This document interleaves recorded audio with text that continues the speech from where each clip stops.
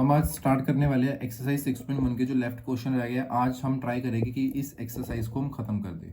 ठीक है, चलो आइए स्टार्ट करते हैं। क्वेश्चन 7 के कह रहा है right all the integers between the given pair. आपको जो है इंटीजर्स लिखने हैं जो आपको नीचे गिवन पेयर दिए हुए उसके बीच में कितने इंटीजर जो है आने वाले हैं। ठीक है, तो देखो क्या कह रहा है ये पार्ट 0 एंड -7। बट इससे पहले देखो लाइन के लिखे हुए write them in the increasing order. Increasing order का मतलब क्या होता है, यहाँ पर सबसे पहले आपको कम लिखना है, देन आपको इंक्रीज करना है उससे ज्यादा उससे ज्यादा उससे ज्यादा। ठीक है, यानी कम से ज्यादा पर आपको जाना है। अब देखो क्या कह रहा है, 0 और -7 के बीच में जो है कितने इंटीजर आपके आते हैं। अगर आप यहाँ पर नंबर लाइन ड्रॉ करके देखो, दैट इज इधर अगर आप 0 लगाओ, -1 -2 -3 -4 -5 -6 और -7। ठीक है, 0 से -7 के बीच में कितने आते हैं, दैट इज -6 4 इधर ये इतने है ना। अब आप यहाँ पर लिख सकते हो -6। अब ये -6 क्यों आएगा, बिकॉज इंक्रीजिंग ऑर्डर में लिखना है। गलती से भी ऐसा मत कर देना -1 -2 -3 ये चीज लिख दोगे तो गलत हो जाएगा। ये आपका हो गया डिक्रीजिंग ऑर्डर। वो क्यों, सबसे बड़ा ये है फिर छोटा छोटा हो रहा है, बट हमें बोला increasing order. Increasing order means पहले कम आएगा फिर उससे बड़ा उससे बड़ा उससे बड़ा। ठीक है, तो -6 -5 -4 -3 -2 -1 ये 6 हमारे आ गए हैं। बिटवीन बोला था इसलिए ना ही 0 आएगा ना ही -7 आएगा। क्लियर है। अब देखते हैं बी पार्ट। बी पार्ट में क्या कह रहा है, 4 और -4 के बीच में। ठीक है, नंबर लाइन ड्रॉ करो, सिंपल वे है, बीच में 0 1 2 3 4। ठीक है, इधर आ जाएगा -1 -2 -3 -4। -4 और 4 के बीच में, -4 और 4 के बीच में क्या आता है ये, और इसी फॉर्म में लिखना है, डेट इज -3 -2 -1 0 1 2 3। क्लियर है, एक एक चीज बिल्कुल क्लियरली आपको बताई जा रही है। ठीक है, अब हम देखते हैं सी पार्ट। सी पार्ट में गलती होने के चांसेस ध्यान से देखना। ठीक है, क्या कह रहा है, -8 एंड -15 के बीच में नंबर लाइन ड्रॉ करते हैं।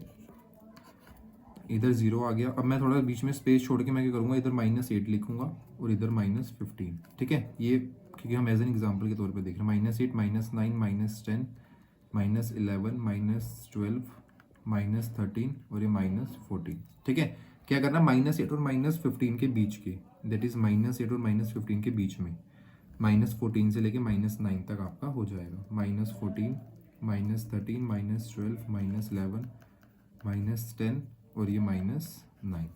ठीक है, यहाँ तक क्लैरिफाई हो गया। जल्दी से लास्ट पार्ट करती, ये मैं करूंगा बिना नंबर लाइन के। -30 और -23 के बीच के नंबर लेने हैं आपने। ठीक है, तो क्या आ जाएगा, -29 -28 -27 -26 -25 और ये -24। ठीक है, ये कैसे हुआ, बिकॉज 30 और -23 के बीच में जो है इंक्रीजिंग ऑर्डर में सबसे पहले छोटा ये आएगा, फिर धीरे धीरे आपके जो है चेंज होते रहेंगे। ठीक है, आओ जल्दी से 7th क्वेश्चन खत्म हो, अब हम स्टार्ट करते हैं 8th क्वेश्चन। 8th में कह रहा है right for negative integer greater than -20। Negative integer आपको लिखने हैं जो कि -20 से बड़े हो।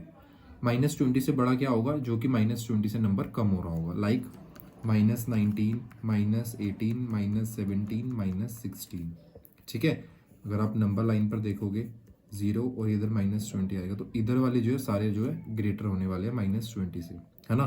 तो मैंने इधर के लिख दिया, आप बीच में से कुछ भी लिख सकते हो, -10 -7 -8, है ना, क्योंकि माइनस में बोला है उसने, प्लस के मत लिख देना। अब आता है बी पार्ट। बी के कह रहा है right for integer less than -10। -10 से जो है लेस देन आपने जो इंटीजर लिखने हैं, 0 आ गया इधर -10, इससे लेस देन वाले इस साइड वाले होएगी तो क्या लिखोगे, -11 -12 -13 -14। ठीक है, दो पूछे गए थे, दो पार्ट हैं 8th के, यहाँ पर -10 से लेस और इधर -20 से प्लस में, यानी ग्रेटर देन -20। इसी के साथ हमारा 8th भी हो गया। अब जल्दी से आइए नेक्स्ट क्वेश्चन करते हैं। अब देखो 9th क्वेश्चन क्या कह रहा है। 9th क्वेश्चन कह रहा है for the following statement right true और फॉल्स। आपको नीचे स्टेटमेंट दी हुई है, उसको ट्रू या फिर फॉल्स आपने बताना है। If the statement is false correct the statement. अगर स्टेटमेंट गलत है तो उसको जो है आपने करेक्ट करना है, उसको सही करना है। ठीक है, क्या कह रहा है, -8 इज द राइट ऑफ -10।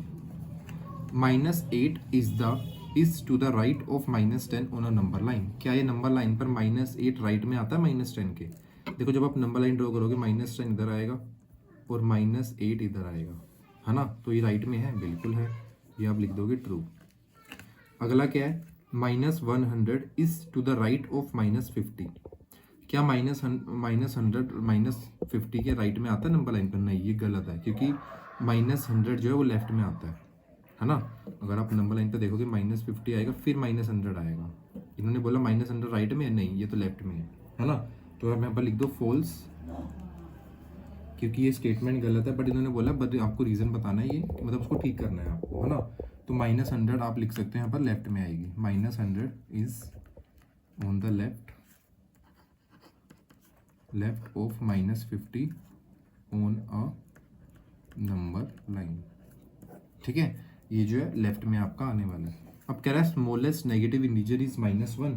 क्या स्मॉलेस्ट जो है नेगेटिव इंटीजर वो -1 है? अब आपके मन में कहा हाँ सर, सबसे छोटा -1 ही तो है। वो सबसे छोटा नहीं है, वो सबसे बड़ा है। मैंने कहा था ना, जो जीरो के इस साइड आएगा वो सबसे बड़ा नेगेटिव इंटीजर होगा। स्मॉलेस्ट नहीं है, वो सबसे बड़ा है। तो यहाँ पर क्या होगा, आपका फॉल्स हो जाएगा। अब आपको इसको करेक्ट करना होगा। That is greatest negative integer is -1। ठीक है, ग्रेटेस्ट या फिर biggest, greatest negative integer is -1। ठीक है, नेक्स्ट क्या है, -26 इज ग्रेटर देन -25। क्या -26 बड़ा है -25 से? ये तो देखो आपको खुद ही पता है, -26 तो छोटा होगा ना, क्योंकि -25 से ये छोटा होगा, बिकॉज माइनस में आपको तो जितना छोटा नंबर होता है उतना बड़ा होता है ना। तो आप यहाँ पर लिख दोगे फॉल्स, एंड यहाँ पर क्या लिखोगे, -26 इज स्मॉलर देन, इसको उल्टा ही लिखना है एक तरीके से जो ऊपर गिवन है ना, स्मॉलर देन -25। इसी के साथ 9th क्वेश्चन खत्म होता है। एक एक चीज़ को डिफाइन करिए अच्छे से, आपको एग्जाम्पल के थ्रू बताया। ठीक है, अच्छे से एक एक चीज़ क्लियर हो गई है। जल्दी से आओ लास्ट क्वेश्चन करते हैं इस एक्सरसाइज का, that is question number 10। Question 10 क्या कह रहा है आपको, draw a number line and answer the following. आपको जो है नंबर लाइन ड्रॉ करनी है और आपको आंसर देने हैं फॉलोइंग। विच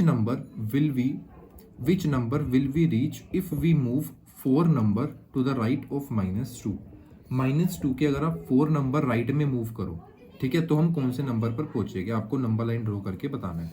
ठीक है, तो आओ नंबर लाइन ड्रॉ करते हैं, जिसमें हम पहले से ही परफेक्ट हो चुके हैं। इधर 0 1 2 3 4 -1 -2 -3 -4। क्या कह रहा है, which number will we reach if we move 4 number to the right of -2। -2 ये रहा, इसके 4 नंबर हमें राइट में मूव होना है, राइट इस साइड होता है ना। तो 1 2 3 और ये 4 नंबर राइट में मूव हो गया, आपको क्या नंबर मिलने वाला है? तो इसका आंसर हो गया आपका 2। ठीक है, which number will be move this करके आपका जो 4 नंबर मूव करोगे आपका 2 आ गया। अब करते हैं बी पार्ट। बी पार्ट क्या कह रहा है, which number will we reach if we move 5 number to the left of 1। अगर 1 के अब 5 नंबर लेफ्ट में जाओगे तो आपको क्या नंबर मिलने वाला है? ठीक है, देखते हैं। 0 1 2 3 -1 -2 -3 -4 -5। ठीक है, अब क्या कह रहा है क्वेश्चन, 1 के आपको लेफ्ट में जाना है 5 टाइम्स। 1 ये रहा, 1 2 इधर 3 4 और ये 5 टाइम जब आप लेफ्ट में आओगे इसके, तो आपका ये आ जाएगा -4। क्लियर हो गया। इधर हम राइट में गए थे, इधर लेफ्ट में आया। कैसे आते मैंने प्रॉपर आपको एक ही चीज़ करके बता दिया। ठीक है, इधर भी आप एक सर्कल डाल सकते हो, -4। जल्दी से सी और डी जो 2 पार्ट रह गए वो भी हम सोल्व करते हैं। अब देखो सी पार्ट में क्या कह रहा है, इफ़ वी आर एट -8, हम नंबर लाइन पर जो है -8 पर है, in which direction should be move to reach -13। देखो आपको पता है नंबर लाइन है, -8 इधर है, इधर 0 है। अगर हमें -13 पर जाना है तो हमें कहाँ मूव करना होगा, ऑन आवर लेफ्ट साइड, है ना। तो आप यहाँ पर लिख सकते हो लेफ्ट, या फिर लेफ्ट साइड लिख लो। ठीक है, लेफ्ट साइड। डी पार्ट क्या कह रहा है, if we are at -6 on a number line. अगर हम नंबर लाइन पर जो है -6 पर है, in which direction should be move to reach -1। अगर हमें -1 पर जाना है, बिकॉज आपको पता है -1 इस साइड होता है, तो हम किस डायरेक्शन में जाइए, दैट इज राइट साइड, है ना। तो इसका आंसर आपका हो गया, दैट इज राइट। ठीक है, इसी के साथ हमारी एक्सरसाइज खत्म होती है। एक एक क्वेश्चन को हमने अच्छे से समझ लिया है डेप्थ में। कोई डाउट आ रहा हो तो कमेंट में पूछ सकते हो आप। Tata bye bye, take care, जय हिंद।